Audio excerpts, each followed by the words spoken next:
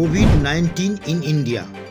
आंकड़ों की कलाबाजी बंद करे सरकार, लोगों को हकीकत बताए, न करे गुमराह। दिल्ली तीसरी लहर की चपेट में, देश भर में कहर बरपने का खतरा।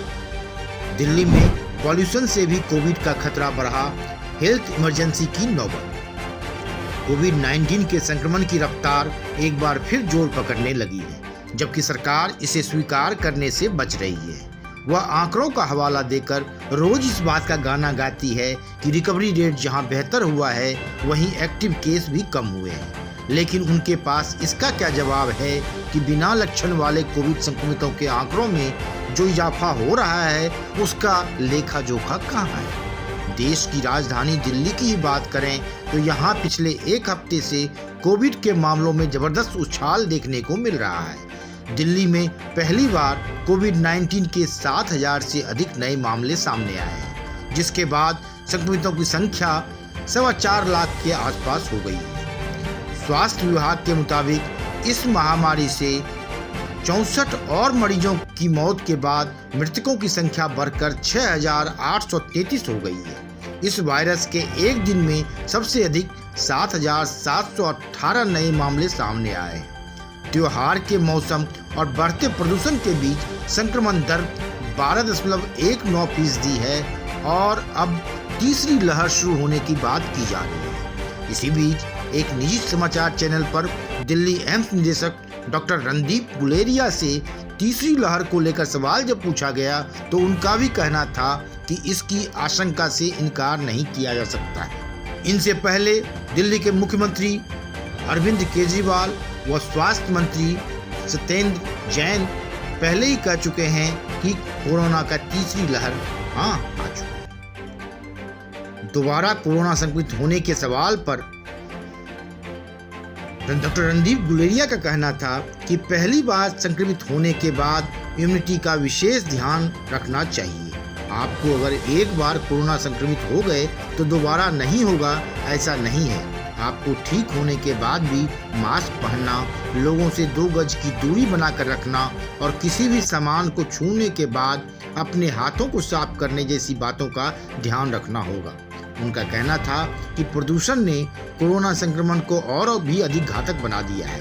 अभी आपको कोशिश करनी चाहिए कि जब तक बेहद जरूरी न हो, घर से बाहर न निकले। एक और सवाल के जवाब में उनका कहना था कि अगर दिल्ली की तरह ही पूरे देश में संक्रमितों के मामले में तेजी आ जाती है तो हम मान सकते थे कि पूरे देश में तीसरी लहर ने दस्तक दे दी है। लेकिन वर्तमान में ऐसा नहीं है। देश के बाकी हिस्सों में संक्रमितों की संख्या घट रही है, इसलिए इस पर अभी कुछ नहीं कहा जा सकता है। हाँ, इतना जरूर है कि अब बेहद सावधानी बरतने का समय आ गया है और छोटी सी लापरवाही भी जानलेवा साबित हो सकती है। इसके साथ ही दिल्ली में बढ़ते प्रदूषण को देखते हुए लोगों को सलाह दी गई है कि केवल जरूरी होने पर ही घर से बाहर निकलें।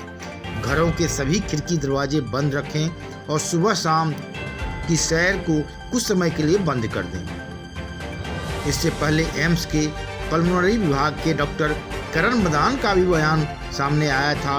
उनका कहना था कि राजधानी में प्रदूषण के मौजूदा हालात को देखते हुए स्वास्थ्य आपातकाल के हालात पैदा हो गए हैं। ऐसे में गर्भवती महिलाएं, बुजुर्ग और बच्चे विशेष तौर पर बाहर न निकलें। सामान्य व्यक्ति भी बहुत जरूरी होने पर ही घर से मास्क लगाकर निकलें। विशेषकर अस्थमा के मरीजों को बाहर न निकलने की सलाह दी गई है। दिल्ली एनसीआर में बृहस्पतिवार को प्रदूषण के गंभीर स्थिति में पहुंचने के बाद पृथ्वी विज्ञान मंत्रालय की वायु मानक संस्था सफर ने लोगों के लिए चेतावनी जारी कर दी है। इसमें कहा गया है कि जरूरी होने पर ही लोग घरों से बाहर निकलें। साथ ही दिल्ली के विभिन्न अस्पतालों के डॉक्टरों ने भी लोगों के स्वास्थ्य के लिए हेल्थ अलर्ट जारी किया है।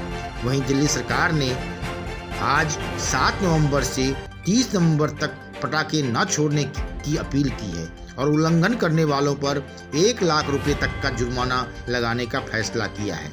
दिल्ली सरकार के पर्यावरण मंत्री गोपाल राय के मुताबिक दिवाली में सुप्रीम कोर्ट के आदेश के अनुसार दिल्ली में ग्रीन पटाखे जलाने की अनुमति दी गई थी, लेकिन पिछले 2-3 दिनों में कोरोना के मामले तेजी से बढ़े हैं। 7,000 से अधिक मामले रोज आ रहे हैं। साथ ही पराली जलने के मामले में हमारे तमाम प्रयास के बावजूद दिल्ली का AQI स्तर बढ़ रहा है। बता दें कि दिल्ली सरकार की घोषणा के बाद DPCC ने 7 से 30 नवंबर तक दिल्ली में पटाखों पर पूर्ण रूप से प्रतिबंध लगा दिया है। इससे पहले 23 अक्टूबर को DPCC ने एक अन्य पब्लिक नोटिस के जरिए लोगों को दिवाली, क्रिसमस और न्यू ईयर पर पटाखे चलाने के समय की जानकारी दी थी, लेकिन अब पुराने निर्देशों को तुरंत प्रभाव से रद्द कर दिया गया है। पर्यावरण मंत्री गोपाल राय ने कहा कि सभी तरह के पटाखों पर यह रोक रहेगी। एक सवाल के जवाब में गोपाल राय ने साफ किया कि यदि कोई बैन का उल्लंघन करता है तो एयर एक्ट के तहत अधिकतम 1 लाख रुपए के जुर्माने का प्रावधान है। DPCC ने नए नोटिस में कहा है कि राजधानी की हवा दिन प्रतिदिन बिगड़ रही है। 5 नवंबर की शाम 6 बजे एयर इंडेक्स 435 पर था, यह गंभीर श्रेणी में है। वहीं दूसरी तरफ कोविड-19 की तीसरी लहर भी राजधानी में शुरू हो गई है। ऐसे में यदि पटाखे जलाए गए तो लोग सोशल डिस्टेंसिंग के पालन को भूल सकते हैं, साथ ही प्रदूषण भी काफी गंभीर हो जाएगा। यही वजह है कि पटाखों पर यह प्रतिबंध लगाया गया है। सभी DM और DSP को इन आदेशों को लागू करने को कहा गया है। साथ ही डेली एक्शन रिपोर्ट भी अधिकारी DPCC को जमा करेंगे। Bureau report, one day metro.